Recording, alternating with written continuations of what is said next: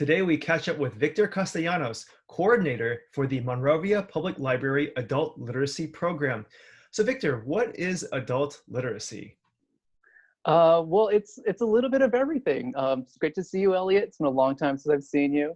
Um, so adult literacy, people think of literacy as just reading and writing, but it's more than that. Literacy is all about really just communicating, navigating society. It's numbers, financial literacy, computer literacy. It's how to interact with all of that to sort of benefit yourself. What we do in our library, it's an adult literacy program. So we do more than just reading and writing, although that's a huge part of it. So what our goal is the learners come in and they set a goal for themselves.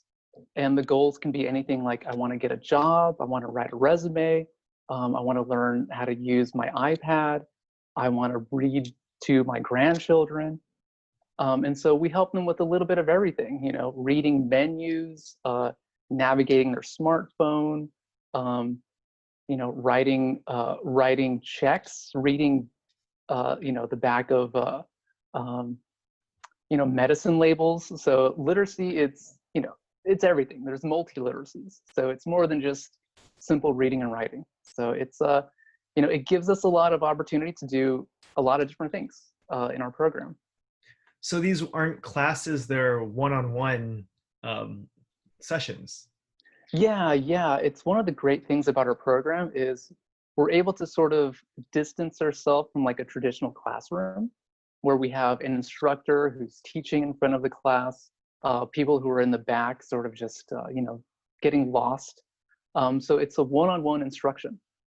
So it's all volunteer based. And, the only classes we have would be like conversation groups. So for any English language learners, they join our conversation groups, which are just roundtable talking. And we talk about the news, popular culture, anything. The last thing we talked about was food, and food always has the best responses. We talk about food, what they were making during the week. Those are always my favorite conversations.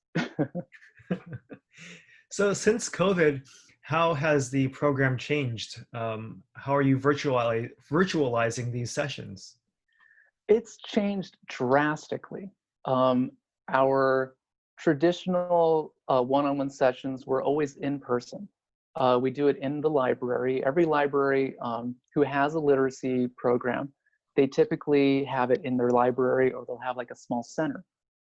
Some places they're able to have rooms at different spaces, different places, but typically it's in the library itself. So now that libraries are closed, now we have to do everything through phone, through Zoom, texting. In the past, our classrooms were, not our classrooms, but our literacy center, it was, we're sitting side by side, and we'll have maybe 3 pairs at a single time, sometimes even more. Our conversation groups were in a bigger room, but we're all sitting together, maybe 10 people talking about whatever topic they want to.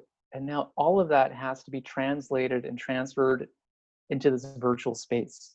So now we're trying to utilize Zoom with a large group of people. How do we have everyone have that ability to share what they want to talk? How do we reach people who don't have internet access or a computer? So these are all challenges that every library literacy program is facing. So what we've been doing is, it took a while, but for the first few weeks while we were closed, I was making just phone calls to everyone. How are you doing? Are you still meeting with your learner? And by meeting, I mean, are you calling them, maybe texting them? But over time, it was for us an easy transition to turn everything online. Our library pays for a Zoom account. So we're able to have the Zoom account, which is another really difficult thing because not every library, their cities don't allow them to have Zoom. So they have to utilize other methods to meet virtually, which might mean like Microsoft Teams or using some free programs that aren't really that good. So what we've been doing is really just making those, being proactive, making phone calls and saying, hey, how can I help you? So for the first few weeks, it was, me and my colleagues teaching everyone how to use Zoom. So I would schedule, every day, maybe like a handful of people, let's practice Zoom for an hour. And it's just me talking to everyone. Okay, let's click on this button over here. Okay, and this is how you do this. And then that was the first few weeks. We do have a lot of older volunteers. In fact, I would say like maybe 80% of my volunteers and my learners are maybe 50 and older. And so some of them, aren't comfortable with computers. But over time, they've been meeting with family members, their children have been teaching them. And so, lately I've been having more volunteers and learners come back into the program saying like, you know what, I'm feeling more comfortable now. So that's been really happy. I've been really pleased with that, that I've been seeing learners and tutors who I haven't seen in like the past 3 months. So it's definitely a challenge. Everyone's doing things a little differently. We have a book club that we do online. We have a writing club that I facilitate.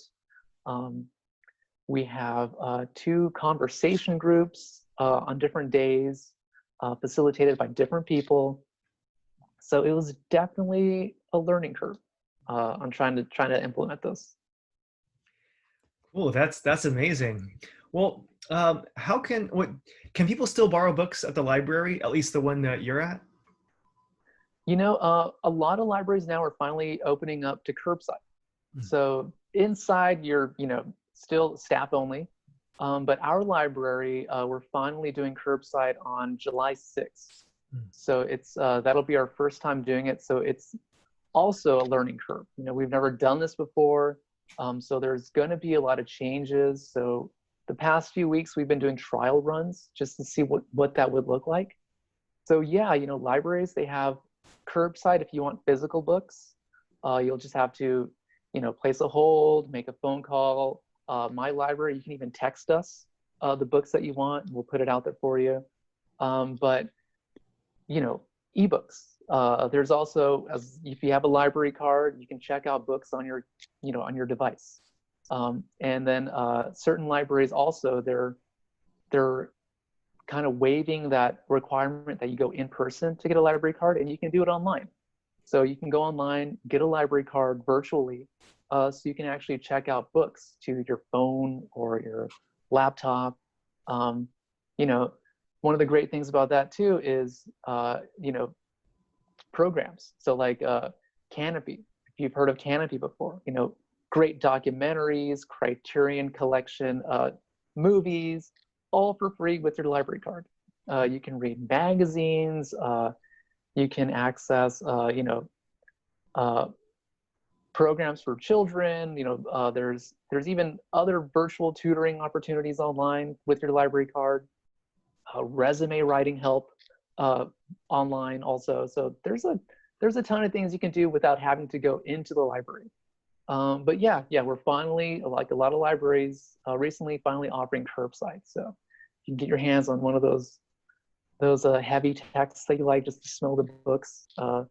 And if you miss that, hopefully we'll have some more libraries doing curbside too.